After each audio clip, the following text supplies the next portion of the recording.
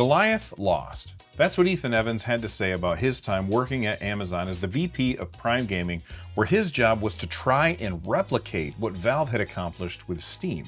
In fact, Amazon tried to dethrone Steam for 15 years, but they just weren't able to crack that egg. So why is that? Well, we'll get into why that is in a second, but if you probably reacted in the same way that everybody else did when they saw this post. When did they try?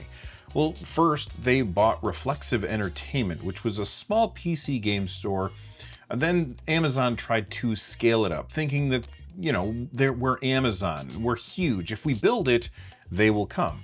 And it didn't work. No one was really interested in buying PC games directly from Amazon. Hell, I, for one, never even heard of Reflexive Entertainment, and I cannot remember a single time going to Amazon's website looking for games and seeing PC games for sale there. And I use Amazon all the time. I can't stand going into actual stores, but what I can stand is the sponsor of today's video. Hey, Bill. Oh, hey, Bill.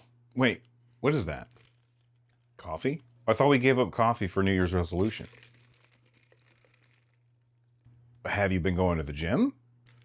Well, have you been going to the gym? Come on, man. I thought you were going to do those things. We're the same guy. In order for this to work, we both have to do it.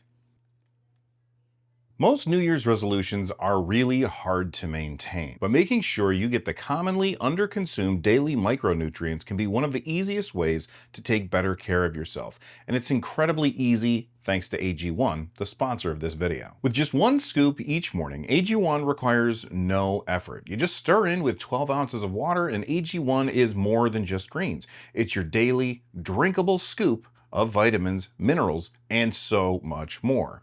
AG1 helps your whole body thrive. AG1 has the vitamins and minerals you need, the way that you need them, by ensuring that they power the cells for daily function. I've got a full-time job, and then I come home and I work on my YouTube channel. It takes a lot of time, and that doesn't leave a lot of time to take care of myself. AG1 gives me one less thing to think about. So if you want to try out AG1 for yourself, improve your gut health, energy, healthy mood, as well as immune support, you can check out the link in the description, or you can scan the QR code right here. Big thank you to AG1 for sponsoring this video. All right, back to the news. Later on, they bought Twitch. Twitch wasn't always owned by Amazon. In fact, it started out as Justin.tv and then rebranded to Twitch later. Google wanted to acquire Twitch for YouTube gaming, but they were outbid by Amazon. You see, Amazon figured that users would already be used to using Twitch. And because they'd already be used to using Twitch, they would then buy games directly on that site instead of going to Steam. Again, lots of people use Twitch, but as soon as it came time to make purchases, they would just go back to Steam and do it there. I mean, for me, even though I subscribe to Amazon Prime and I get access to a bunch of Twitch gaming stuff each month, I almost never bothered to claim any of it because I just can't be bothered. And most of the time, the stuff that they're offering isn't really something that I actually want or need. It's just going to be more cruft to clutter up my library that's already bursting at the seams thanks to Humble Bundle. When Twitch didn't work out for Amazon, they used their streaming server to try their hand at cloud gaming with Amazon Luna. This was right around the same time that Google was trying Google Stadia, and neither platform took off. Now, in my opinion, it's because, for Stadia, it's because Google's marketing was absolutely horrendous. The service was actually pretty good. I used it a lot, but they focused way too much on the bigger number, better crowd, and they didn't communicate the convenience of aspect of Stadia. For Luna, I think that they had a different problem. I think that their business model was really what kept them out of the limelight. You would have to subscribe to channels, at least at first. I don't know if they ended up changing that later, but you would subscribe to channels and those channels would get you access to certain types of games. So for instance, you could subscribe to the racing channel, for example, and then be able to play a bunch of racing games. But that's not really what people wanted. I ended up buying the Luna controller and I tried it and it was fine, but I didn't like the idea of subscribing for my games. I wanted to just buy the games that I was going to play. Again, Steam dominated despite being a much smaller company, which I feel like not enough people realize how small Valve is. Do you know how many people are actually employed at Valve? And then compare that to Amazon and Google. I think that most people would be shocked. I'm not even going to tell you how many. Someone will comment down below with numbers, and it's crazy how big Steam is in spite of Valve being so damn small. So what is the secret sauce that keeps customers buying from Steam instead of going to these other platforms when they keep cropping up? Well, honestly, I think it's a combination of things. But of course, according to Ethan Evans, who is the guy who wrote the post that we're talking about today, it's the following. Steam is a store, it's a social network, it's a library, it's a trophy case, and it's all in one, and it works really well. Amazon figured that they could just build something, and because they're one of the biggest websites on the planet, people would give it a shot. But they didn't seem to understand that Valve had a few things that make them different. Number one, they're not a publicly traded company. I've talked about this on the show 1,000 times in the past, but investors, they invest in things because they want a return on their investment right now. Not in 10 years. They don't invest in companies to make products better. They invest in companies so that they can sell their shares for a profit, and they want to do that as soon as they possibly can. So every time Amazon tried something with gaming, investors go to shareholder meetings and complain, this isn't a good use of our resources, or this hasn't paid off enough yet. We need to pivot. We need to change. We need to do something different. And they don't get the lead time to let things play out. And I think the same thing happened with Google Stadia.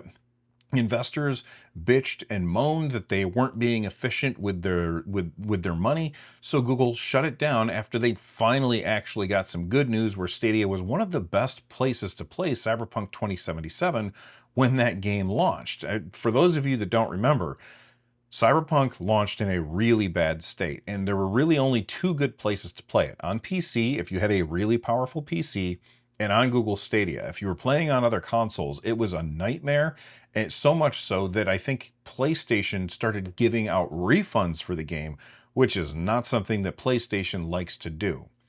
Because Valve is a private company, they're able to be far more patient and let things play out.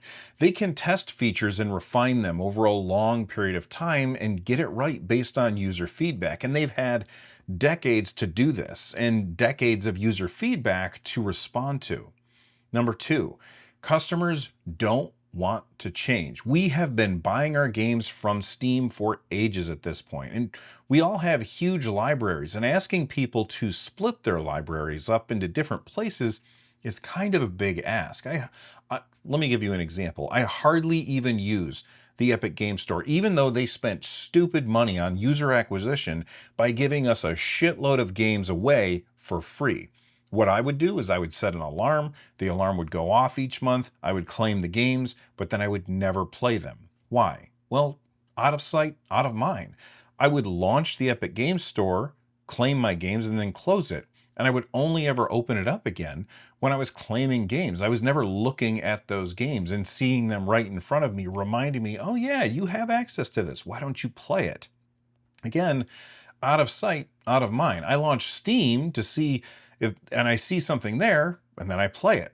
Plus, I also can't stand the idea of remembering which platform I own a game on. Sorry, I guess that I should say I've licensed a game on, since we don't actually own the games that we've paid for, but that's a topic for a completely different video.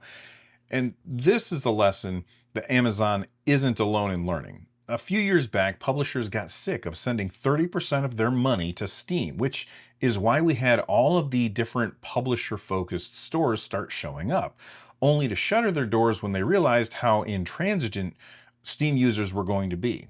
They all kept crawling back to Steam because 70% of something is better than 100% of nothing.